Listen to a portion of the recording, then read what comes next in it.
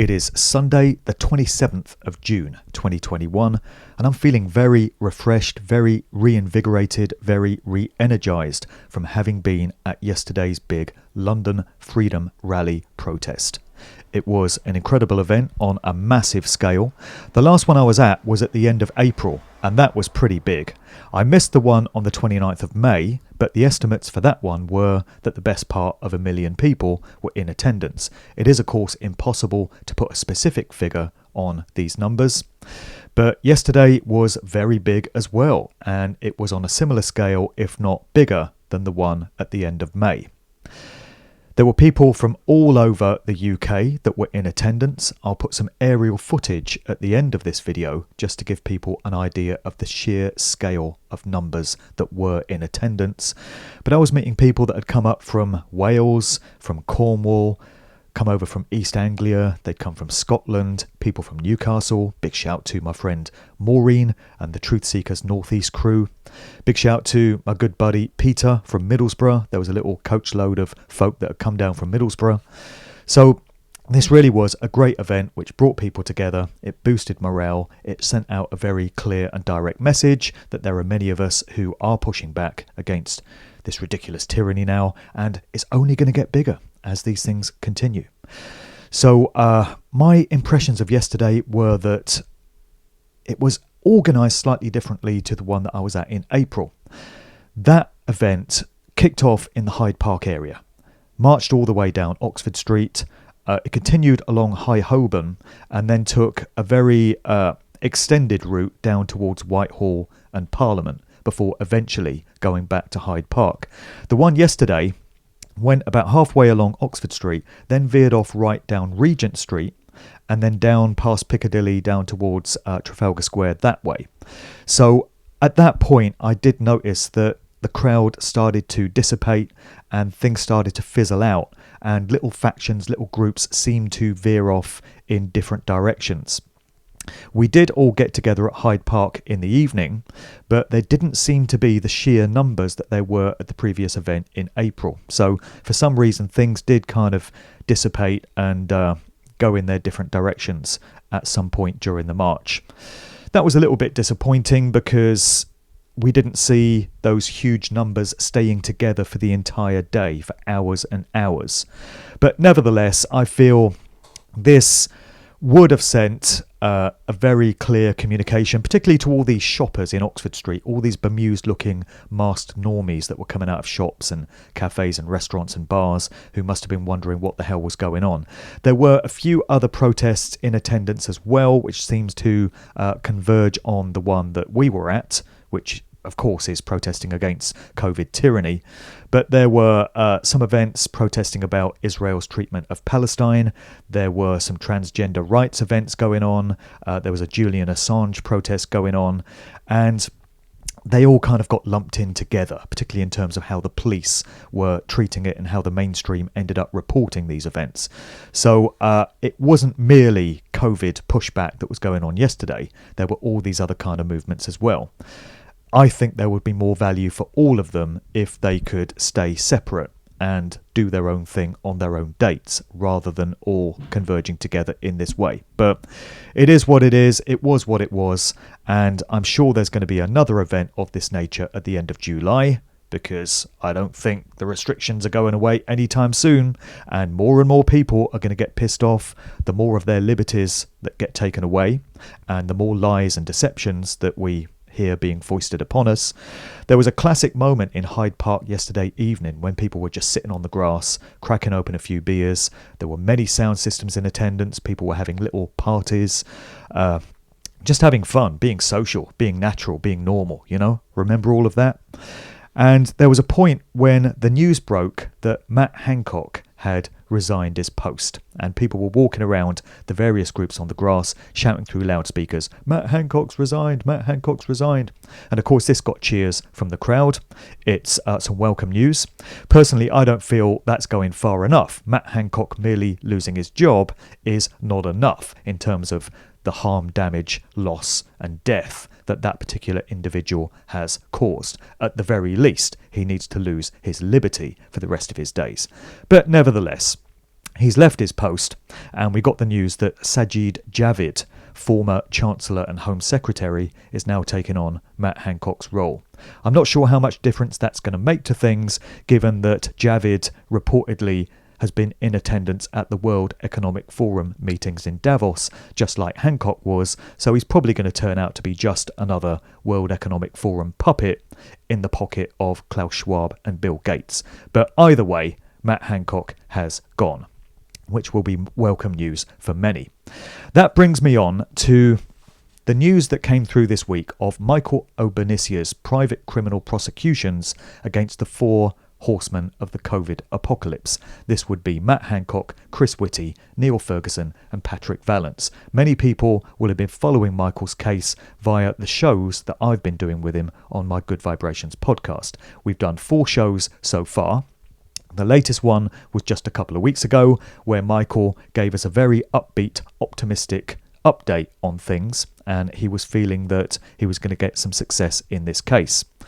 The news fizzled through on Tuesday evening of this last week, when I was with the little group of truthers that I've been meeting up with in my hometown every Tuesday for the past year plus. So during all the months of lockdown, we were like a bunch of old tramps meeting in a bus garage and shivering and bloody getting wet and braving hail and sleet and snow and all of this just to meet up and crack a few jokes and give each other a bit of a morale boost. We're now able to do that in a pub. Imagine that. Imagine the privilege of actually being able to meet in a pub beer garden. So we have this little link up every Tuesday evening, and we try and keep things upbeat and not too depressing.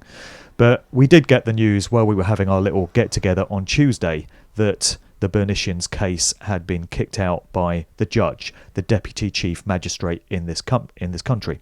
And it did kind of look as if the whole thing had fallen flat on its face and all hope was gone.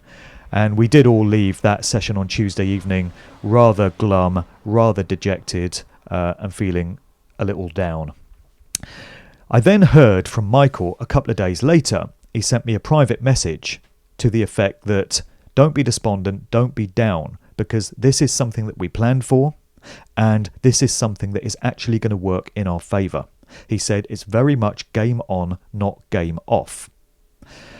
So I'm due to record another podcast with Michael later today, and he's going to be laying out exactly why this was a contingency plan that they had prepared for, and why he still remains optimistic that this case is going to go his way and that he is going to get the success that he set out to achieve. He's told me many times that he would never have undertaken this case if he wasn't absolutely certain that he was going to win it, because he's never lost a case yet. And he's going to stay with it till the very end, like a Rottweiler. He's not going to let go. And this doesn't mean it's game over. It merely means that things are going to move on to the next stage. So if people want to get the full lowdown on why Michael is remaining optimistic and what we can expect to happen next, then listen to that show that I'll be recording with him a short while after this video. It will be on my YouTube, probably Monday, certainly Tuesday at the latest. And we'll get the full lowdown on where things are going with the PCP against the 4 COVID horsemen. Many people took part in the mass meditation that I organised a couple of weeks ago for the 6th of June, 666. This was my way of reclaiming that number from the Satanists and the dark occultists and using it for light and good and positive and right action. So I want to curate the next mass meditation for 777. I want to do it on Wednesday the 7th of July, and I'm going to propose that we do this one at 7 p.m. UK time, British summertime. So that's going to be 777. So it's kind of reclaiming that date from the dark occultists in light of the outrage that they perpetrated on the 7th of July 2005, which was 777 when you add up the numbers. And it's going to be, again, projecting our will and our intent and our imagination towards a scenario where truth, freedom, and natural rights and justice have already been won back. And all the evil, all the tyranny has gone away. This is the correct way to do it, so many spiritual teachers tell me. You already imagine the game having been won. You already imagine the outcome that you wish to achieve, and you express gratitude and appreciation to the universe for having manifested it. So many people took part in the 6-6 meditation, and I've had a great deal of positive feedback. People were saying they could really sense the energy. It was very palpable. There was something in the air. They felt that Kundalini energy rush when they were being a part of things. So I'm very happy with how that went.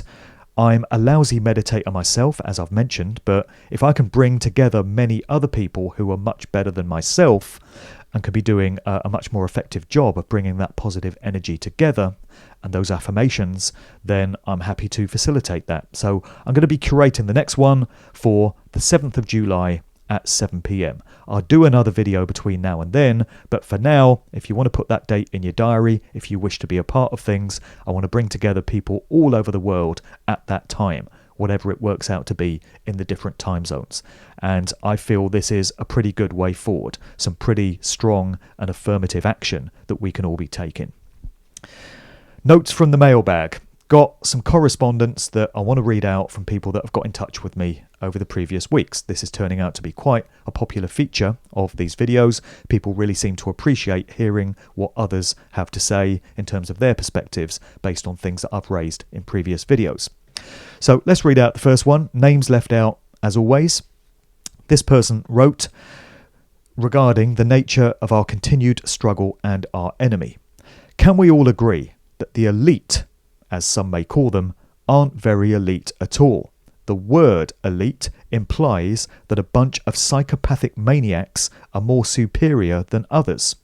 When the scum of the earth, committing the worst crimes and atrocities known to man, are labelled with such terms, to me, we're giving credit to all that they do to humankind and consenting to it. We're rewarding them with such titles for their wrongdoings.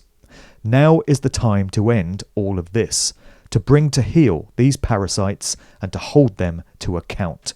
I do strongly believe the tide is turning, a lot slower than I anticipated, but the UK is one of the leaders in bringing down this tyranny. The shackles are coming off, but we shouldn't discard those shackles. We should use them on Johnson, the Crime Minister, and all of his pedigree chums, and drag them out in the street and arrest them all for the world to see. To some, it's an idealistic fantasy, which could be a reality.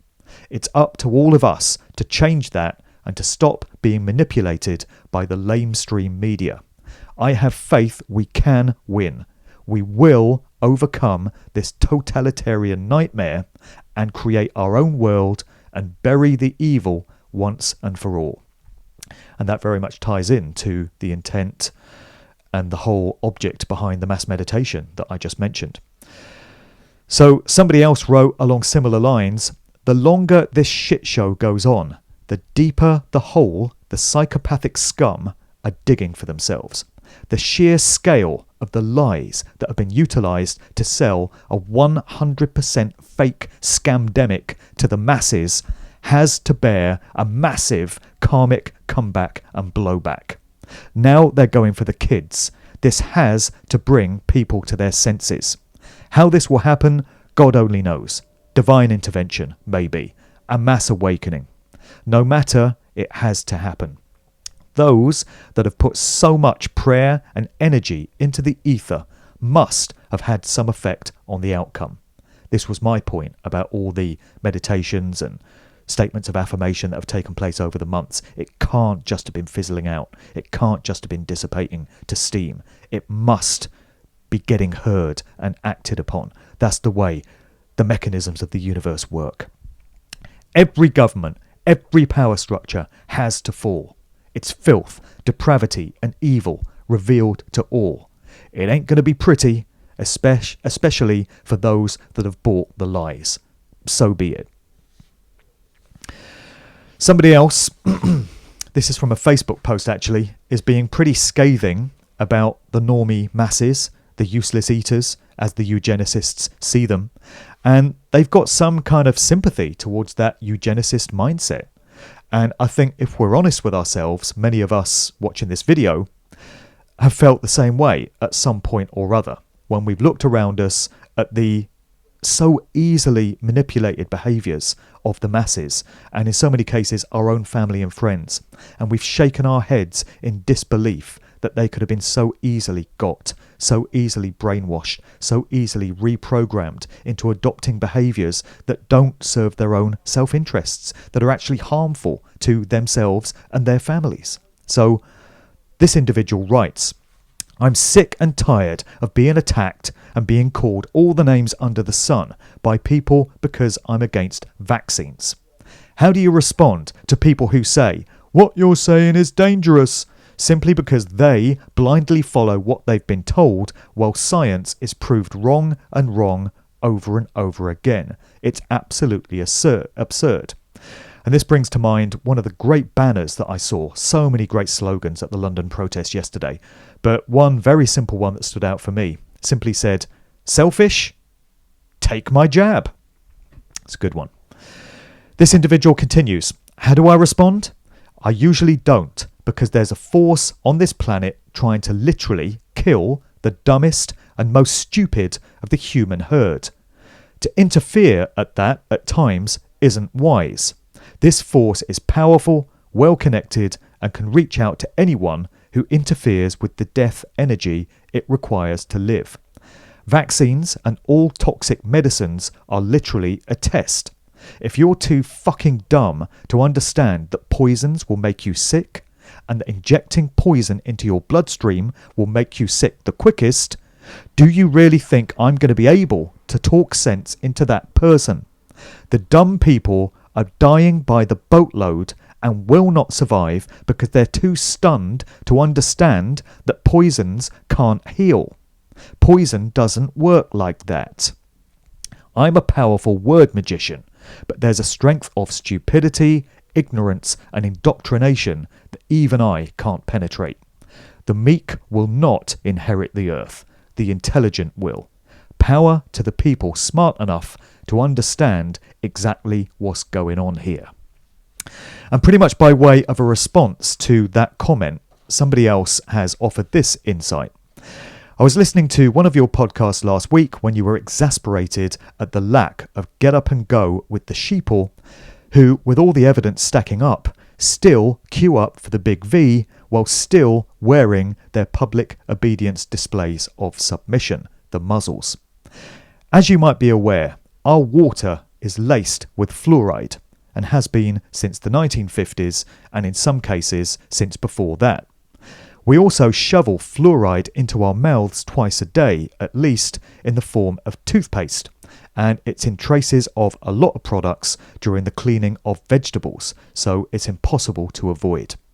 Where you'll find high concentrations of fluoride is the institutions for the mentally ill, and it's used in high quantities in medication to fully dumb them down or to suppress that part of our brain that makes us curious or in the normal person makes them not care or question anything and obey commands. So you see, it's not their fault they've been doled down. Fluoride shrinks the pineal gland, or as most people know it, the third eye. This gland is responsible for our curiosity. So this individual just wanted me to bring that to people's attention, and they're making the point that when it comes to the dumbed down normie masses, they know no better because they're not able to, owing to the job that's been done on them by the fluoride industry. I do wonder though how it's possible that a few of us are still able to break through this conditioning and this mind control. You know, we've all had access to the same fluoride in the drinking water. We've all used fluoride-laced toothpaste all our lives, and yet there are some that can't be got in this way. I just wonder what causes that dynamic. We've addressed this before in the mailbag section of this video, and people have had some different views on why it is that some of us just can't be got that easily. We got another message here relating back to the meditation of the other week.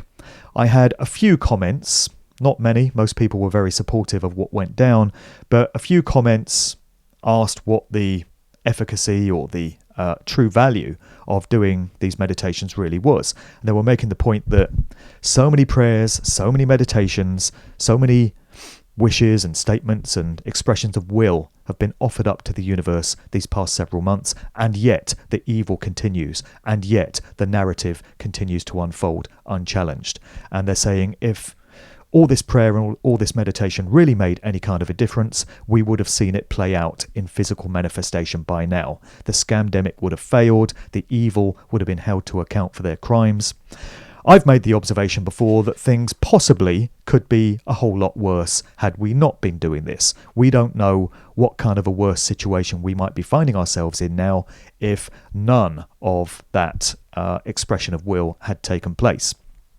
But we got another response here to these naysayers, and this person says, the objector who said that prayer and meditation is no good and doesn't work, and who then proceeded to prove his point by listing the billions historically who've done so in the past and which did nothing to eradicate evil all along the way, and ergo did zero to prevent us from eventually falling into this dire threat, is incorrect. It may be true that unconcentrated, remote prayer and meditation may be of little or no value. However, everyone participating with us in our organised endeavour was focused, centred and directing their thoughts and hearts to addressing our predicament. So of course, with full attention on the matter and not just mailing it in, it had to have a tremendous effect on improving our situation, even if that improvement is not yet visible or perceptible to our eyes and minds. It may be something that is yet to become obvious to us. So we must keep going, plus purifying ourselves with thoughts of improving our deeds and character traits, which will then lead to our prayers and meditations in the future having even more intensity and increased efficacy and greater power. Thanks for that one. And again, along relatively similar lines, somebody else has written, just because there is an intended agenda does not mean that the things that are being planned will happen. Don't dwell on the agenda. We must all put our energies into the future we want to create. Spending time in nature is an excellent way to keep you in a good place. Look at nature and you will see there's nothing bad happening. Nature doesn't know about any virus.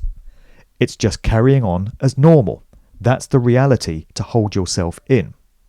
I've only just realised that in order to experience a different reality, it's necessary to devote less time in the reality you don't want to engage with, and more in the one you do, by reading spiritual texts, walking in the woods, or in meditation, for example, because what you focus on becomes your reality. This is not avoidance, but a powerful means of creation. Some great comments this time round. Keep them coming. Okay, on to announcements, and there's a fair few to get through this time around. First off, I want to mention the Questioning Science event, which is taking place over the weekend of the 16th to the 18th of July. Many people will be familiar with this event already through me having mentioned it on previous videos. The word from the organiser, Gloria Moss, is that it has been necessary to change the venue of this event. So it's still taking place over the same dates, but it's had to move from its original venue of Queen's Park in Northampton to a conference venue called Yarnfield Park in Staffordshire. This is between Stoke-on-Trent and Stafford, out in the country. The reason for the move is that the original venue, in light of Freedom Day not having come to pass on the 21st of June as we were told it would, there's a surprise A, in light of that, the original venue were being rather restrictive in terms of COVID rules and regulations that would have to be in place. And when the likes of us get together, we don't want any of that, do we? So Gloria's managed to find a new venue, which is being very supportive, very cooperative to our needs and our wishes. And they're pretty much allowing us the free run of the venue over that weekend. She seems to have pulled another small miracle out of the bag, similar to what was the case with the Questioning History event just before Christmas down there in Battle, East Sussex. It was the weekend when London and the South East got plunged into that nightmare winter lockdown, but because our event had already started at the time that regulation came in, we were permitted to continue by the venue and see the weekend out. And it feels like there was some divine intervention in that event, and maybe that's the case with this one as well, because on this particular weekend, 16th to the 18th of July, it turns out the venue was due to be closed for some renovations and some maintenance work. And because of that, they're only too happy to accommodate our group and to allow us to function the way we wish to function. So there are many new features to the event. We've got all the original speakers. There's going to be healers. There's going to be meditation sessions, I believe. There's going to be all kinds of natural and alternative health displays and practitioners in attendance there. So it promises to be another great weekend of fellowship and camaraderie and learning some stuff as well. Learning some more about all the lies and deceptions we've been told all through our lives. But it's going to be a good-natured event. It's going to be a social occasion, and we don't get many of those these days. So much kudos to Gloria for making all of this happen. If you've got a ticket to the original event in Northampton, you can use that for the new location. If you're no longer able to attend due to the change of location, just get in touch with Gloria and she'll sort that out for you. So the email address will be in the show notes below, plus a link to the Learning Holidays website, which is where you can find out more about these questioning events. And we are due to be back at that venue in Battle, East Sussex in December for another instalment of Questioning History. So some great news there. Just a reminder that my Truth Taxi service that I've mentioned a couple of times before is still available for long journeys. So I used to be a private hire driver before the scamdemic. It's what I did for my livelihood for many years. I'm no longer doing that because people just aren't going to airports anymore. But I would like to offer this service to people that need to go from point A to point B, but don't want to indulge in any of the COVID bullshit. If you don't want to wear a mask, if you don't want to do track and trace, if you don't want any of that nonsense, and you want some good conversation into the bargain, then I am available to be booked to take people from where they want to go to where they want to end up. So just give me a shout on the email address below, markdevlinuk@gmail.com, if you've got any journeys that need undertaking. One thing I would say to bear in mind is that I'm based in Northamptonshire, in the Midlands, kind of East Midlands, South Midlands. So the start point of the journey may be a factor. So if somebody wants me to pick them up from John O'Groats to go somewhere, for instance, obviously from me to get from where I am to John O'Groats is quite a significant factor. So that's just something worth bearing in mind, the starting point for myself on this journey. But other than that, if anyone needs to go from somewhere to somewhere and they want to avail themselves of this Truth Taxi service and be driven by me and have a great chat as we go along, then give me a shout and we'll see if we can organise something. I do want to shout out my good friend Trevor Eivers, who runs a hypnosis practice in Ireland, Waterford, Ireland. Now, many people will know Trevor as the organiser of the Open Minds Ireland conference, which has taken place, I think he's done maybe 4 of these, it's either 3 or 4 in Waterford at Dooley's Hotel down there. I've been at all of these events and they've been great occasions. I've been privileged enough to speak at them, and I've also enjoyed absorbing what many of the other speakers have had to say. And again, this event has had healers and natural health specialists and all kinds of other people in attendance. Great events. I'm hoping that one day in the not too distant future, that event is going to be able to return in person, not via Zoom, not via live streams, actually in person, face to face, naturally the way it should be. But in the meantime, Trevor runs this hypnosis service, and he wanted me to mention that he's available to help treat people who may be suffering from anxiety, stress, habits, addictions, etc. at a specially discounted price if you mention me. So if you go to Trevor and you want to avail yourself of his hypnosis service, just mention that Mark sent you and he'll sort you out some kind of deal. So I did have a session myself with Trevor just a few days ago to deal with an ongoing issue that I've got, and so far, so good on that front. Things seem to be looking pretty good in the wake of the work that Trevor did. So you can support this brother. You know, he's a great guy. He's putting out great work. And he's standing in right action, doing the right thing. So if anyone actually needs that service and feels they could benefit from hypnosis, I'm sure Trevor would have a chat with you beforehand to establish what you want to achieve. Just give him a shout. I'll put the details to his practice in the show notes below as well. There was a really great addition to Dom and Chris's Meet the Flockers series on YouTube this week. They posted one on the genocidal maniac and so much more that is Tony B. Liar, otherwise known as Tony Blair. It made for some very revealing listening. Again, for me, it was another one that made me feel like I wanted to take a shower after listening to some of this material. But these guys really do their research. They do a very thorough job. I've mentioned some of their previous shows on Johnson, Hancock, Whitty, and that lot. So their latest one is on Tony B. Liar, lest we forget the harm, damage, and immeasurable loss that this individual has put into creation over the years.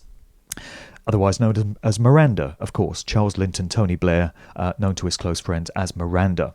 So Dom and Chris's latest Meet the Flockers episode is available on Podomatic, and I'll put the link in the show notes below as well. I have a feeling the show notes are going to be pretty large this time around.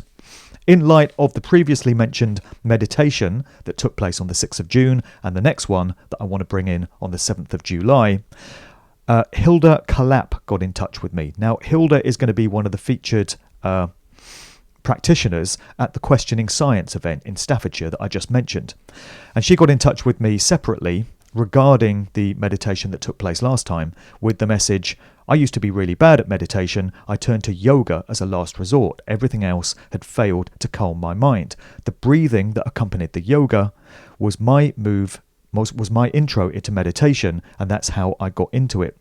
Now, because of consistency, it's natural, though I have occasional off days like everyone else.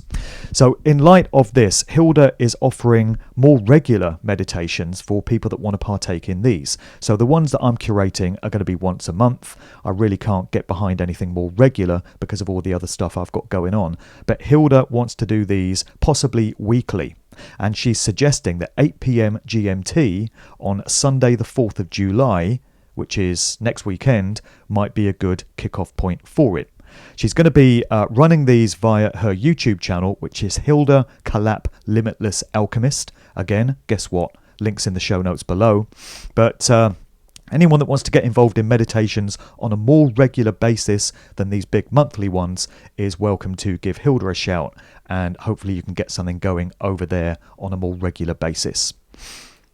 That's pretty much all I wanted to mention this time around, apart from my recent shows. So I recorded one last week with Danny Rampling, very well known, very recognisable name on the international DJ scene, the dance music movement. He was one of the original instigators of the UK acid house scene. I'm very happy to say that Danny is someone who understands true rights and freedoms and where they come from. And he's been very outspoken and very vocal about the COVID tyranny that we're all undergoing at the moment. I had a great conversation with him. We had a bit of DJ chat at the start, reminiscing on better days, better times, better memories. People might remember Danny on Radio 1 back in the day with a very iconic show called The Love Groove Dance Party, which was very influential on me. So we had a bit of a chat about that. Then we went into a personal story of Danny's, which kind of relates to his spiritual philosophies on life. He shared a life-changing experience with us in that show. And then we went on to his reaction to what's happening in this country right now and the woeful, pitiful lack of vocal pushback from other high-profile DJs, producers and musicians in the music industry. It really is pathetic how few are speaking out about all this stuff. But Danny is one such voice, and that was a really entertaining conversation. On top of the new show that I'm doing with Michael O'Bernicia, which I mentioned earlier in the video, I'm also recording one tomorrow, Monday, with Elpa Sony. And we're going to be talking about how far we've all come in the past 16 months, from when this scamdemic first kicked off and the shock and the trauma that hit us all in terms of how our lives were instantly affected and instantly changed and turned upside down by this unbelievable assault on our rights and freedoms. We're going to be talking about all the different processes that so many of us have been through over these months, all the hopes and the optimism that we've had, all those hopes that we've had dashed by things which haven't come to pass that we'd thought would, and some of the despair and some of the despondency that we've had in just looking at this whole narrative unfolding around us and how easily it's been to dupe and manipulate so many people. We'll be getting into all of that, and I feel we'll have a really good discussion tomorrow, so watch out for that on my YouTube and also Elpa's YouTube in due course as we address the scamdemic 16 months in. There's going to be many future episodes of Good Vibrations as well, lining up a few more guests, but I think that's pretty much it for this video. So I want to leave you with some footage of yesterday's London protest. It was monumental. It was on an epic scale. This footage comes from Russia Today, RT.com, some aerial footage that was posted online. So I'm just sharing this to play out this video as a reminder of the pushback that we are now experiencing. And the longer this shit show gets dragged out, and the more and more they push and provoke us, it's only gonna get bigger. Take a look at this. See you next time.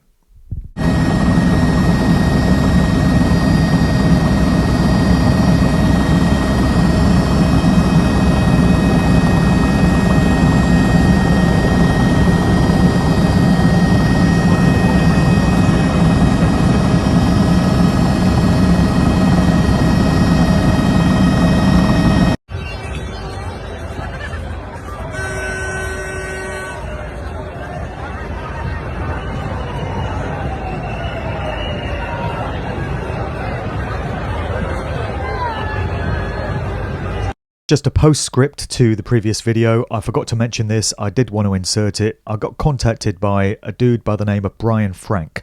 He's put together a great tune called Take Your Freedom Back, inspired by all these protest events going on around the world. The energy and the emotions and the message behind this track speak for themselves. It's a great tune, and I'm very happy to feature it. I just want everyone to listen to this fantastic effort from Brian Frank called Take Your Freedom Back. So take a listen to this.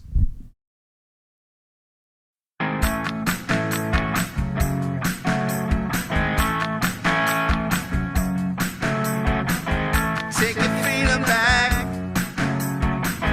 Take your freedom back.